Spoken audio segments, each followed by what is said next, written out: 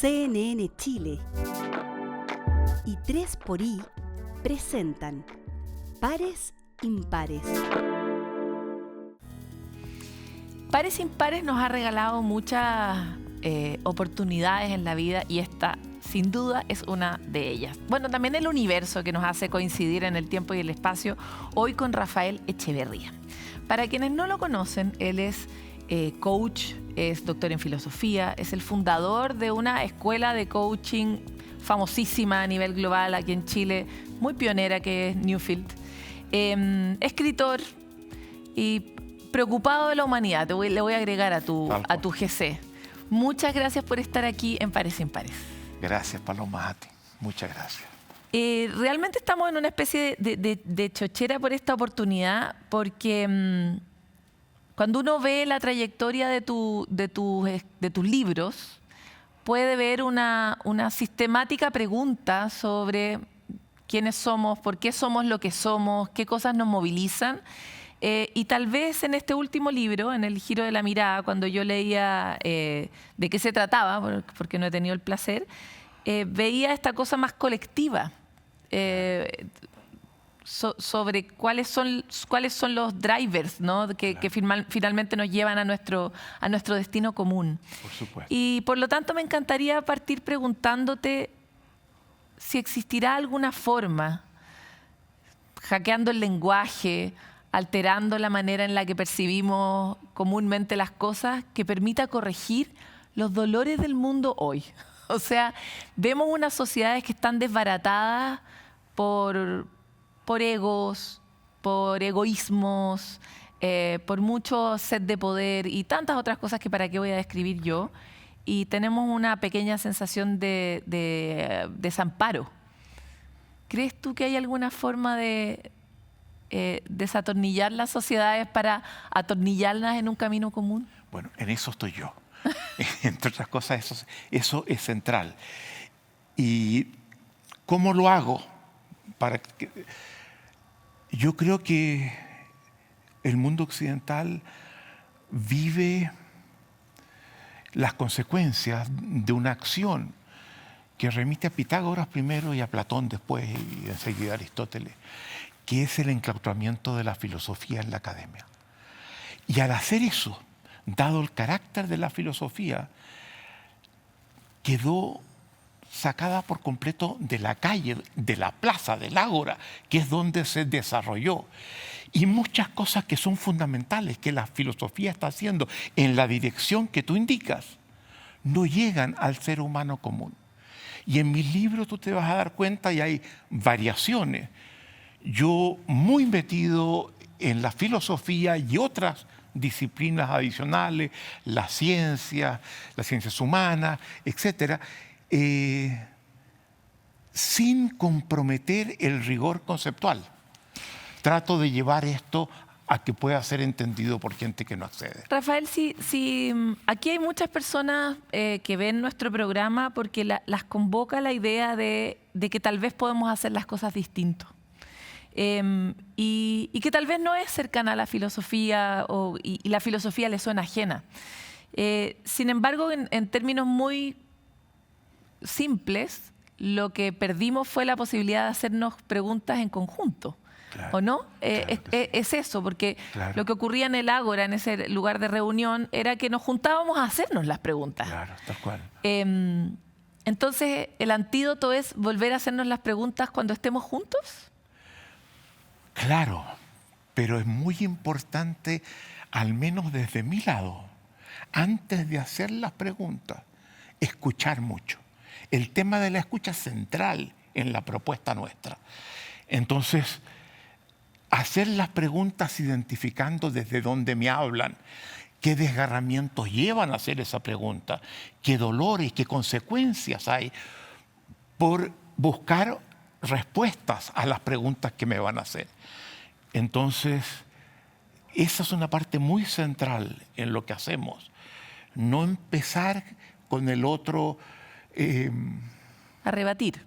Claro, a rebatir, porque eso es el elemento central de la propuesta nuestra.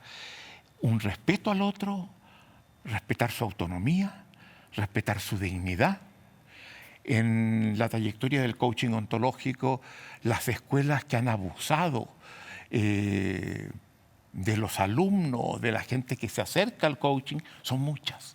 Y nosotros estamos haciendo un esfuerzo muy estricto de volver a traerlo al campo que consideramos que debe estar, porque creemos, en función de lo que me planteabas antes, que podemos hacer una contribución fundamental. Ahora, en el 3xI, que es nuestra institución socia en CNN para realizar este programa, hay una frase que se dice mucho, que es escuchar para entender, que está muy anclado en lo que planteas. Y es que esta sociedad, cuando uno ve las noticias, cuando uno se enfrenta en la calle, Chile y particularmente Santiago es un lugar muy agresivo para estar en el mundo, ¿no? Claro. Dejamos de escuchar, parece, ¿no? Como que más bien la gente es un emisor de información más que un receptor. Por supuesto, por supuesto. Yo tengo un artículo sobre la escucha que apunta directamente a lo que tú me dices. Y yo digo, básicamente, la escucha afectiva descansa en dos competencias. Uno, escuchar para comprender. Es distinto. Y la diferencia está muy bien explicitada en Dilthey, que distingue explicar o entender del comprender. El comprender es alguien que viene de una forma de vivir equivalente a la mía. Entonces, escuchar a otro para comprender, para dentro del respeto y restituido por completo en su espacio de dignidad, para entender por qué le pasa lo que le pasa, vive como vive y tiene los dolores que tiene. Pero la segunda competencia, y esta es muy importante, es escuchar al otro para que su palabra contribuya a transformarme. ¿Y qué pasa cuando uno se encuentra? O sea, cuando tú dices eso, a mí me hace sentido, pero inevitablemente discrimino a gente con la que siento que nunca voy a poder hablar. Por ejemplo, en el extremo, si estuviera aquí con Donald Trump, Pensé en él. no veo que haya mucho destino en esa conversación. Además de que siento mucho desprecio, puedo entender que tuvo una herida, puedo entender que ese niño sufrió mucho. Claro. Pero hay un punto en que si el otro no está dispuesto a hacer al menos una pequeña parte de lo que tú estás dispuesto, que es escucharlo, ¿tiene esa interacción algún destino o uno va a tener que andar buscando a las personas que están dispuestas también a escuchar de vuelta? No, porque vas a estar escuchando a la gente que se te parece más a ti. Y de lo que se trata es ayudar a todo el mundo a que podamos vivir esta vida que está siendo muy compleja,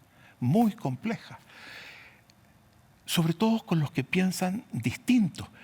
Yo veía en Chile de repente en el debate político, había gente que decía, yo no puedo sino respetar y operar en función de mis convicciones. Y yo decía, esa es una traba que tengo que ser capaz de disolverla para mostrarle que sin que sepa mucho de lo que yo pienso y lo que planteo, descubra que puedo ser un aporte de la misma forma como yo me la voy a jugar por entero para que esa persona sea un aporte de aprendizaje para mí. Siento que no podemos hacer esa discriminación. Y es interesante en lo de Trump, porque su prima, la Mary Trump, ha escrito un par de libros sobre él. Lo conoce desde muy chico. Y si bien es muy crítica de él, cuida nunca dejar de comprenderlo, de entender en qué lógica se metió, cuál fue el tipo de vida que lo condujo a esto. Claramente, él va en un sentido muy distinto del que al menos yo quisiera que el mundo fuera. Pero yo me niego, yo te digo, a ver, yo soy una persona muy marcada por la experiencia de la dictadura en Chile. Yo fui marxista y me golpeó brutalmente. Marchar por Providencia una marcha grande, gritando el próximo desfile lo haremos con fusiles. Y veía cómo la gente bajaba las persianas de los edificios de Providencia para distanciarse de nuestros gritos. Y cuando vino el golpe, yo me dije, yo contribuí a asustar a la gente en forma completamente infundada, porque no habían fusiles, no había nada de eso. Nos dábamos el gusto de decir algo que creó mucho temor. Y por tanto, a partir de ese momento, yo he tenido otras experiencias parecidas. Hice un giro muy grande. Yo hice mi doctorado sobre marxismo en la Universidad de Londres, en Inglaterra.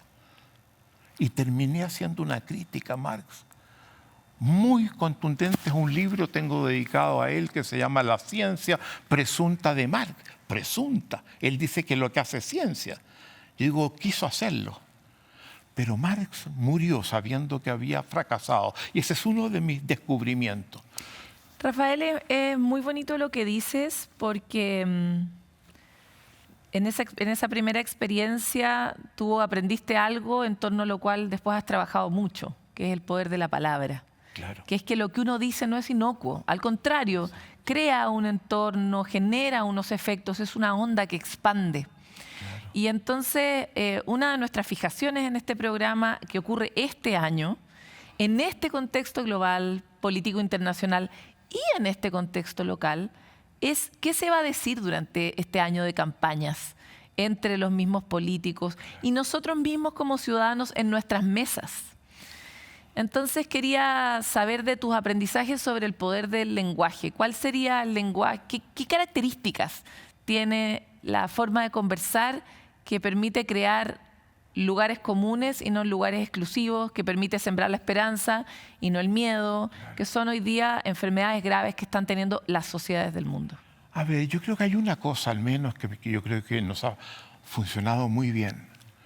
Yo con la gente que trabajo, con el equipo que conformamos, con la gente que participa en nuestros programas, en nuestros trabajos de consultoría en grandes empresas. Tenemos un programa de consultoría que es una joya, que es trabajar con equipos directivos de alto desempeño. Trato de alejarme permanentemente del dominio de la política.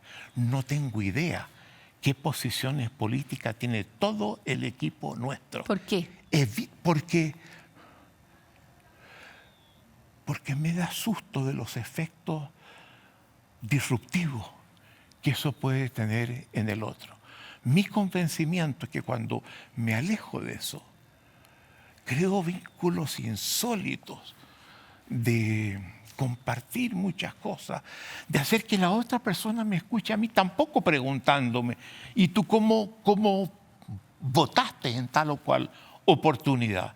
Sí, estoy cuidando ese terreno. Claro, pero estamos en un punto en que parece que ese elefante en la habitación hay que domarlo de alguna manera, porque la política, y particularmente en el momento en el que estamos, está muy presente.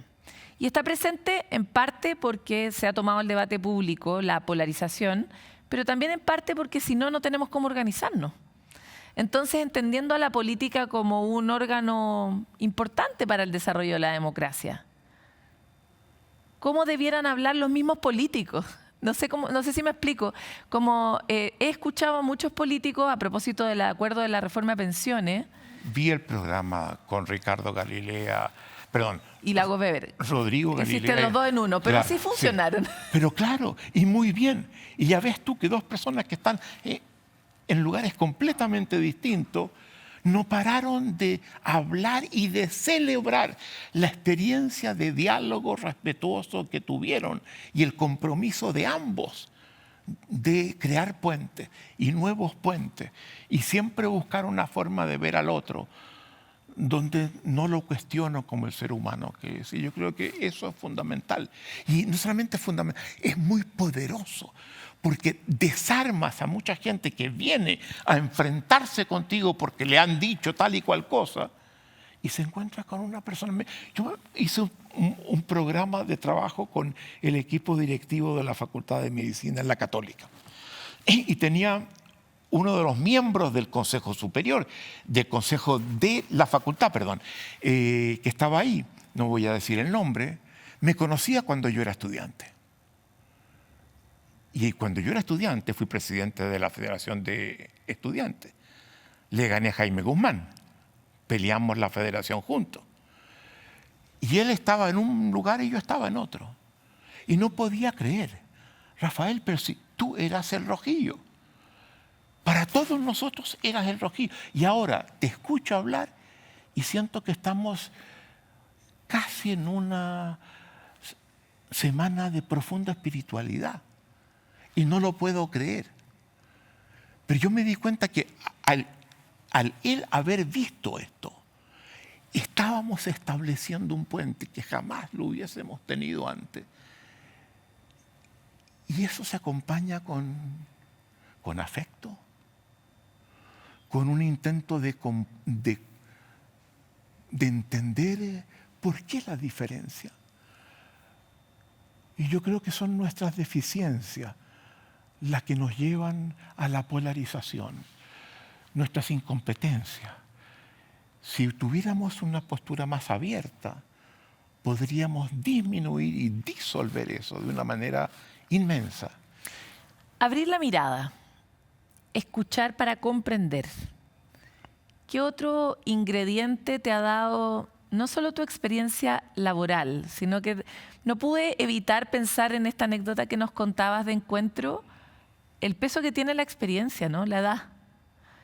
Yo he visto cómo la edad inevitablemente me ha abierto puentes que no sé si habría tenido antes, por más que buscara el camino espiritual, ¿no? Entonces, ¿qué otra cosa alivia, desinflama y construye cohesión social?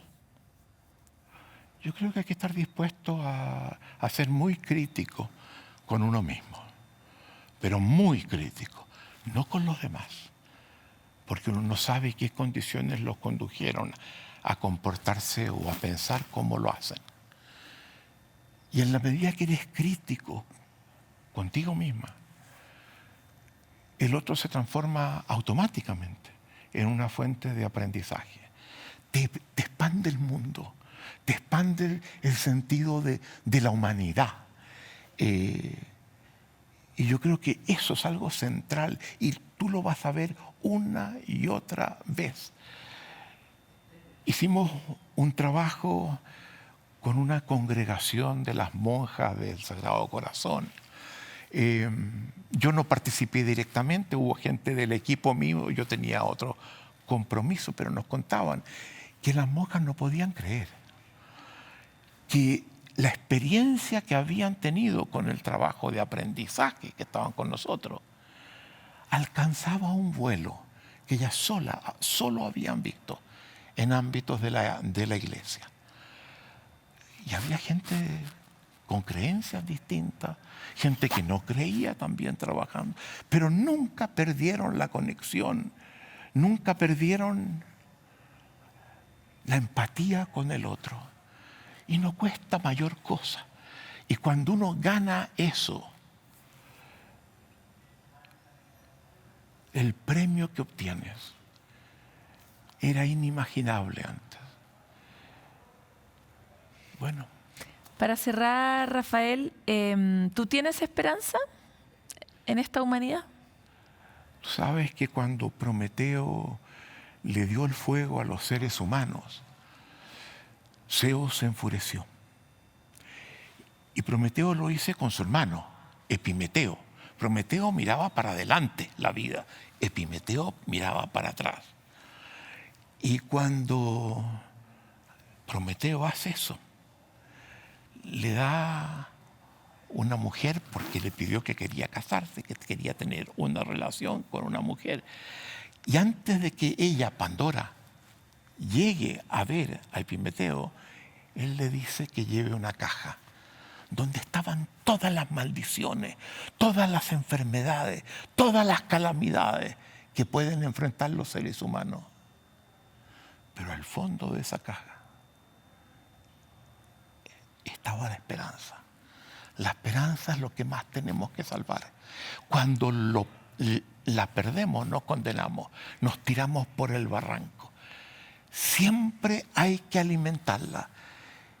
Y yo creo que ese mito griego, y yo soy muy ligado a la cultura y a la mitología, y obviamente a la filosofía griega, para mí es muy importante. Siempre salvar la esperanza. Muchas gracias por esta entrevista. Gracias a ti. Venimos hace un rato hablando de la esperanza como este sentido de la realidad, de poder ver justamente el derrumbe y al mismo tiempo soñar con algo. De eso se trata este esfuerzo que hacemos y también este tiempo que dedican ustedes a ver esta entrevista. Así que sin perder la esperanza, los invito a una pausa y ya volvemos con más de Pares Impares.